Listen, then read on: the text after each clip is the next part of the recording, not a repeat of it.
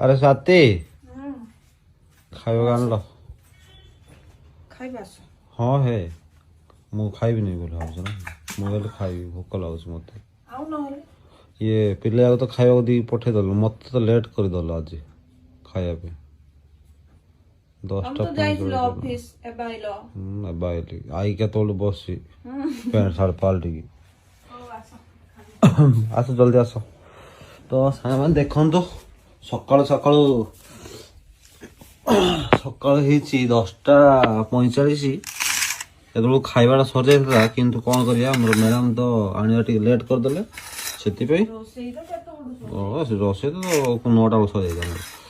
ଏଇବାଟେ ଦେଖନ୍ତୁ ଆଚାର ଗୋଟେ, ଆମ୍ବ ଆଚାର, ଏପଟେ ଗୋଟେ ଆଳୁ କୋବି ଆଳୁ ଭଜା, ଆଉ ଡାଲି ଭାତ। ଏବେ ବଜେଇଦେବା। କିଛି ନାହିଁ ଆସ ଜଲ୍ଦି ଖାଇବା। ମ୍ୟାଡ଼ାମ୍ ବି ପଳେଇ ଆସିଲେ ପାଖକୁ, ଆଉ ଏବେ ବସିକି ତାଙ୍କୁ ଟିକେ ଖୁଆଇଦେବା, ଆମେ ମଧ୍ୟ ଖାଇଦେବା। ଥଣ୍ଡା ଯେମିତି ହଉଛି ଖାଇବାକୁ ଡର ଲାଗୁଛି, ଘରେ ରହିବାକୁ ଡର ଲାଗୁଛି। ଛୋଟ ଗୁଣ୍ଡା, ଫାଷ୍ଟ ଗୁଣ୍ଡା ଛୋଟ। ବାଃ, ଏଡ଼ିଟା ତ 2-3ଟା ଭାତ ଖୁଆଇବି ନହେଲେ।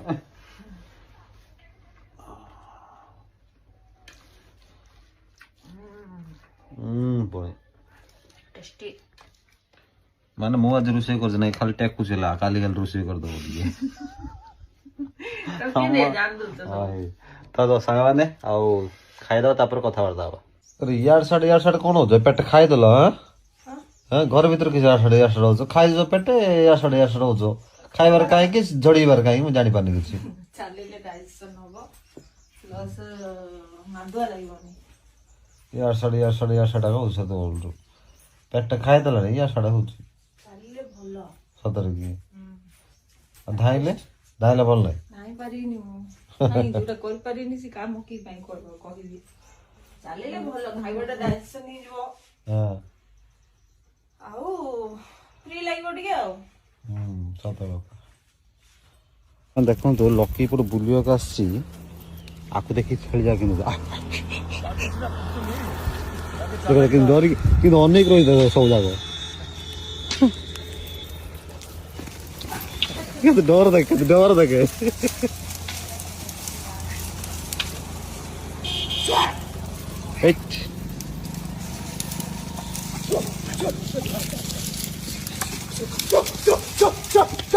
ଡରିକି ହାଇଲେ ସବୁ ଯାକ।